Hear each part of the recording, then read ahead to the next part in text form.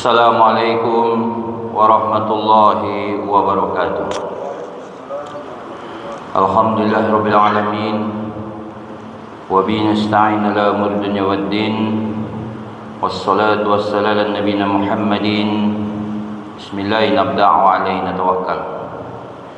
Bapak, ibu-ibu jamaah salat asar yang dirahmati oleh Allah. Alhamdulillah kita sekarang sudah masuk pertengahan bulan Ramadan. Tinggal beberapa hari lagi banyak di antara kita nanti di masjid-masjid akan memperingati nuzulul Quran, yaitu 17 Ramadan. Bapak, ibu-ibu yang dirahmati oleh Allah, kalau dalam Al-Quran nuzul itu ada 3 kata yang akan kita temui yang artinya adalah turun. Yang pertama ada namanya habata, itu artinya juga turun. Kemudian yang kedua ada nazzala, artinya juga turun. Yang ketiga ada namanya unzila, itu artinya juga turun. Tapi turunnya berbeda. Kalau habata itu turunnya lebih berbentuk fisikal, fisik, dan sifatnya dia beraktivitas. Sebagaimana Allah sebut dalam Al-Quran, wa qul nahbitu minha jami'a. Dan datanglah saatnya Adam dan Hawa kami utus dan turun ke bumi untuk melakukan aktivitas sebagai manusia. Itu wakul nahbitu, asal katanya habata, diturunkan. Kalau unzila itu dia turun tapi sekaligus. Sama kalau Bapak Ibu menginap di sebuah apartemen, menginap di lantai 21, kemudian mau turun ke lantai lobinya, tekan lobi dan dari 21 langsung bus sampai ke lobinya, langsung tidak ada mampir-mampirnya. Itu unzila. Tapi kalau nazzala, dia turunnya itu bertahap. Jadi kalau dari lantai 21 ditekan ke lobi, di lantai 20 dia berhenti dulu. Di lantai 19 dia berhenti dulu. 15 dia berhenti pula dulu. Baru dia sampai ke lobinya. Nah, Al-Quran itu diturunkan di 2 fase. Fase pertama itu dari Lauhul Mahfuz ke langit dunia, itu dia diturunkan langsung sekaligus. Makanya dinamakan unzila.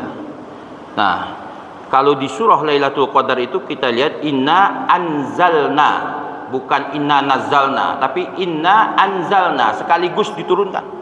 Dari Lauhul Mahfuz ke langit dunia itu diturunkan sekaligus Quran itu. Nah, dari langit dunia itu ke Nabi, nah ini baru dia bertahap sesuai kebutuhan. Makanya ini turun namanya, ini namanya adalah nazzala. Nazzala yunazzilu nuzulan.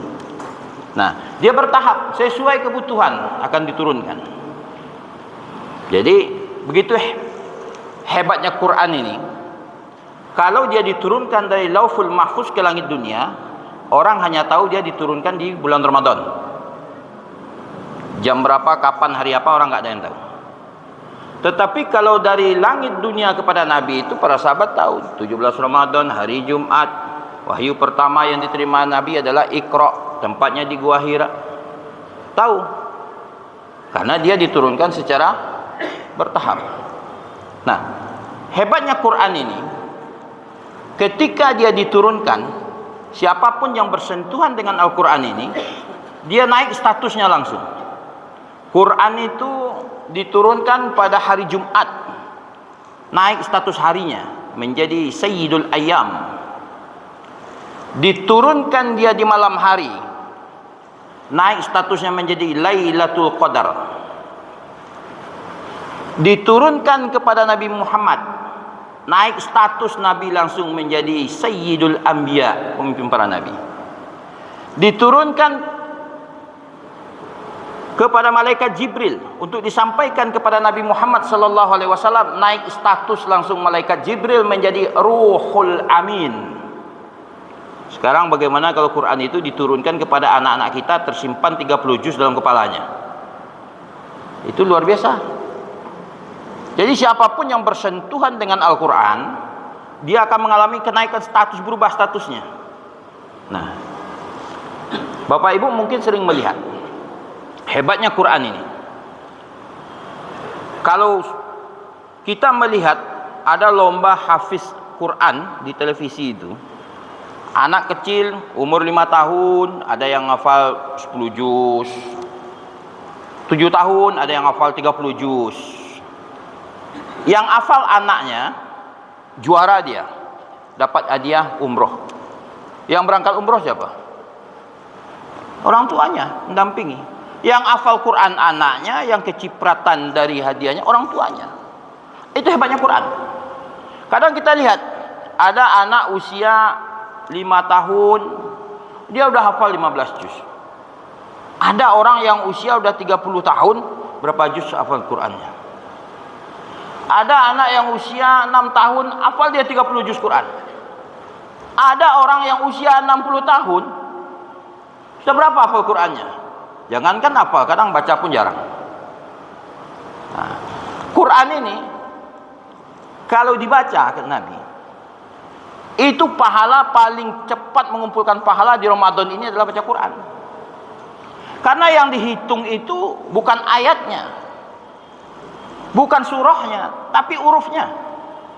Ketika kita baca alif lam mim, kata Nabi, walam akul alif lam mim harfun. Saya tidak mengatakan, kata Nabi, alif lam mim itu satu huruf. Walakin alifun harf. Alif itu satu huruf, lamun harf, lam itu satu huruf, mimun harf, mim itu satu huruf. Nah, satu huruf itu dikali 10. Kalau baca alif lam mim 3 huruf dikali 10 30, itu dibaca di luar Ramadan. Kalau dibaca di dalam bulan Ramadan kali lagi 10, dapat 300. Ketemu dengan Lailatul Qadar, bertemu dengan Lailatul Qadar, pas dengan Lailatul Qadar baca Quran alif lam mim 3 huruf kali lagi 1000. Pahalanya lebih baik daripada 1000 bulan. 1000 bulan itu kalau dikonversikan ke tahun, kurang lebih 83 tahun beribadah tanpa henti. Ada enggak kita yang hadir sore hari ini yang telah melakukan ibadah 83 tahun lamanya tanpa henti? Nyambung terus. Baca alif lam mim 83 tahun. Jadi lebih baik daripada 1000 bulan pahala yang didapat kalau dikonversikan ke tahun, kurang lebih 83 tahun. Itu hebatnya. Itu baru alif lam mim. Bagaimana kalau dibacanya Bismillahirrahmanirrahim? 19 banyak hurufnya. Kali 10. Dibaca di bulan Ramadan kali lagi 10. Ketemu dengan Lailatul Qadar kali lagi 83 tahun beribadah lamanya. Bagaimana kalau di Ramadan ini dibuat program? Programnya adalah saya harus khatam selama Ramadan ini 1 kali Quran. Kalau khatam 1 Quran 1 kali Ramadan, ayatnya saja yang terkenal yang Bapak Ibu hafal itu 6.600 itu. 6.600 ayat, hurufnya sekian juta itu, kali berapa Bapak Ibu panen selama Ramadan mendapatkan pahala? Baru dari Quran saja.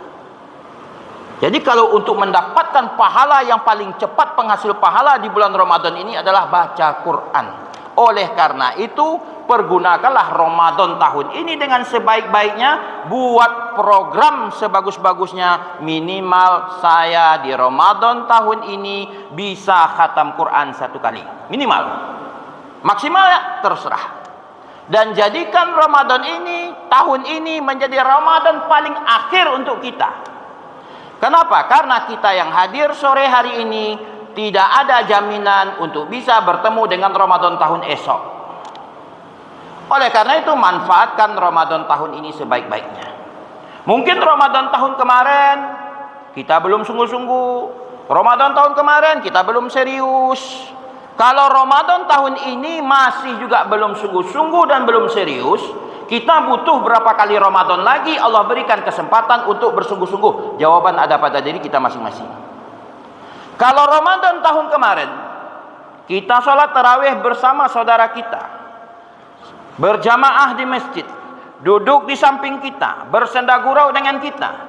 Ramadan tahun ini mereka sudah tidak ada lagi bersama kita. Dan kita masih diberikan kesempatan oleh Allah untuk bertemu dengan Ramadan tahun ini. Secara tidak langsung kata Allah, hei hamba-hambaku, kamu kesalahanmu masih banyak, dosamu masih banyak, kata Allah. Aku berikan kamu kesempatan bertemu dengan Ramadan tahun ini. Dengan cara inilah aku bisa mengampuni kesalahan dosamu yang banyak itu, kata Allah. Oleh karena itu, manfaatkan Ramadan ini dengan sebaik-baiknya. Fa'tabiru ya ulil absar la'allakum turhamun. Assalamualaikum warahmatullahi wabarakatuh.